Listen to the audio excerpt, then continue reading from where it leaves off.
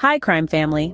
Welcome to an episode of Don't Forget Me Too, where we dive into cases of women and children of color.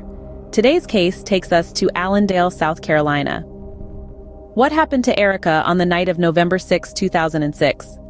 The evening began like any other for Erica, a hardworking young woman in Allendale, South Carolina. She was wrapping up her closing shift at a Hardee's restaurant, nestled in the 600 block of Railroad Avenue West. As the clock struck 11:30, she was ready to head home, expecting her 18-year-old boyfriend, Derek Maynor, to pick her up. But Maynor was nowhere to be seen, a break in their routine.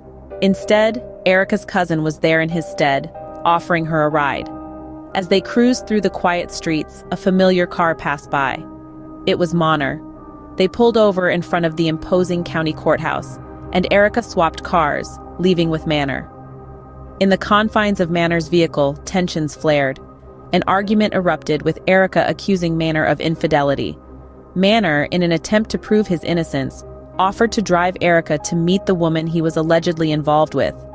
As they journeyed towards this meeting, the situation took a sudden turn.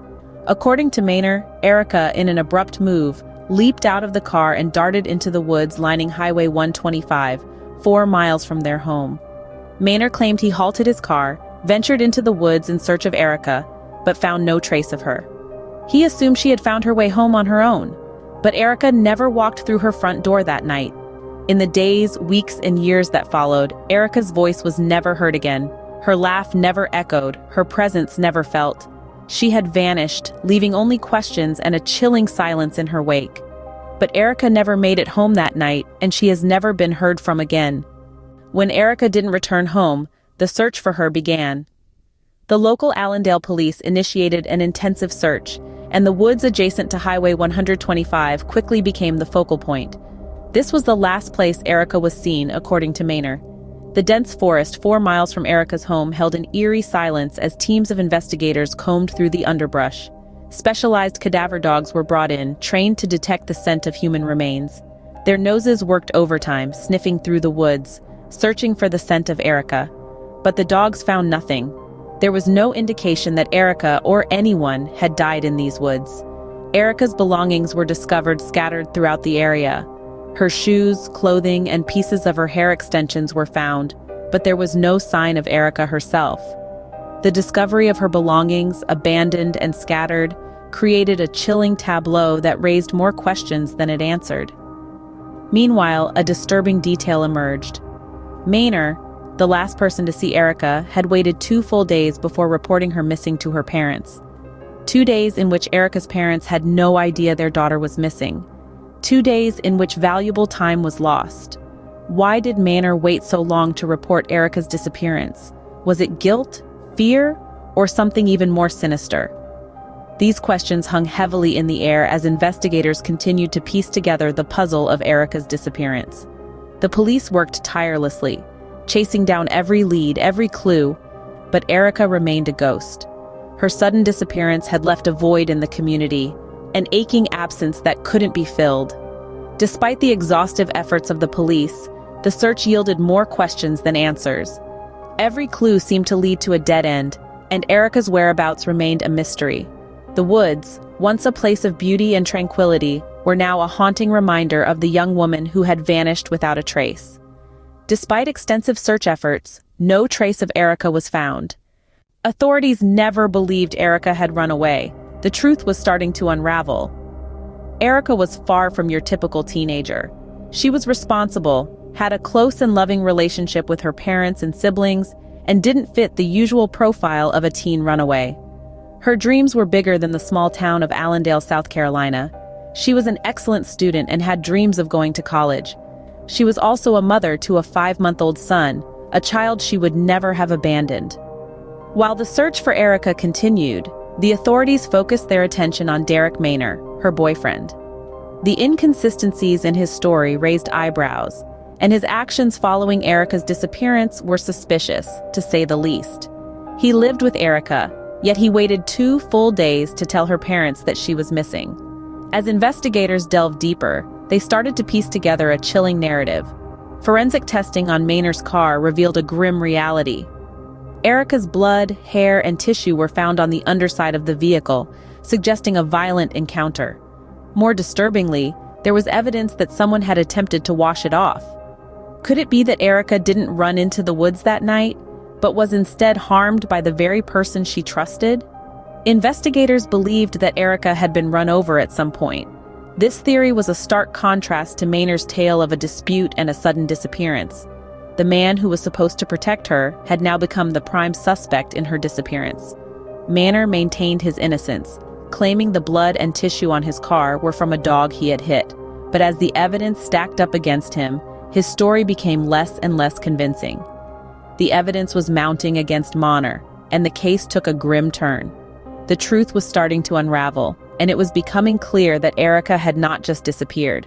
She was taken, violently, from a world that was just starting to reveal its opportunities to her. In April 2008, Derek Maynard was arrested and charged with Erica's murder. The wheels of justice had begun to turn, albeit slowly, but they were turning nonetheless. Maynard, the prime suspect from the very beginning, was now facing the consequences of his alleged actions. The evidence was mounting against him. In his car, the very car in which he claimed Erica had leapt from on that fateful November night, investigators discovered Erica's blood, hair, and tissue. Not only that, but there was evidence that someone had attempted to wash it all away.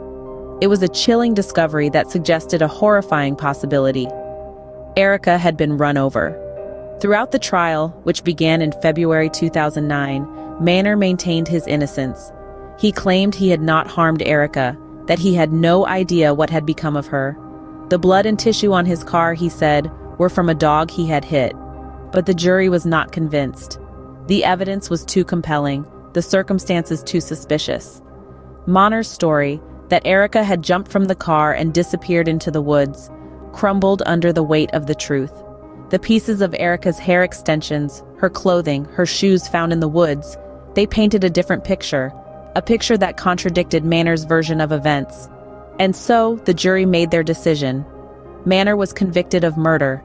The sentence was as severe as the crime, life in prison without the possibility of parole. It was a victory for justice, but a hollow one for Erica's family. They had lost a daughter, a sister, a mother. A gaping hole remained in their lives, a hole that a guilty verdict could not fill. Maynard was sentenced to life in prison, but Erica's family still didn't have their daughter. The fight for justice was over, but the search for Erica, for closure, for peace, it continued. And it continues to this day. Erica's story is not over. It is a story of love, of loss, and of an unyielding quest for truth. It is a story that will not be forgotten. Erica's disappearance left a lasting impact on her family and community. A promising young woman with dreams of going to college, a loving daughter, sister, and a doting mother to a 5-month-old son. Her absence echoed through the lives of those she left behind. Her parents, siblings, friends, and even her young son, who never had the chance to know his mother, felt the void that her disappearance left. Erica's parents grappled with the loss of their daughter, the questions that remained unanswered, the hope that flickered and then faded. They held on to the belief that Erica was a responsible woman who would never abandon her child or her dreams. They were left with the chilling reality that their daughter was likely gone forever, her life abruptly and tragically cut short.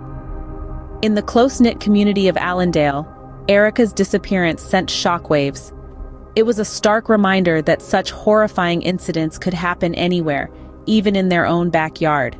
As the years passed, Erica's story became a part of the town's narrative, a heartbreaking tale of loss and unanswered questions. The search for Erica's remains continues to this day, a testament to the unyielding hope of her family and the tireless dedication of the investigators. Erica's family clings to the hope of finding her remains, not for the grim satisfaction of confirming her death, but for the semblance of closure it could bring. They yearn for a place to lay flowers, a place to mourn, a place to remember. Despite the heartache and the tragedy, Erica's legacy lives on. Her story has brought about a heightened awareness about missing persons in her community. Her life, though cut short, serves as a beacon, casting a light on the plight of the countless others who are still missing. Erica's story serves as a heartbreaking reminder of the mysteries that remain unsolved and the families that are left in their wake. And yet, through the pain and the sorrow, Erica's spirit endures, a testament to the resilience of those who loved her and the enduring hope that one day justice will be fully served. Thanks for tuning in. Please share, someone may have the final clue to finding Erica. Like, comment, and subscribe, and I'll see you guys in the next one.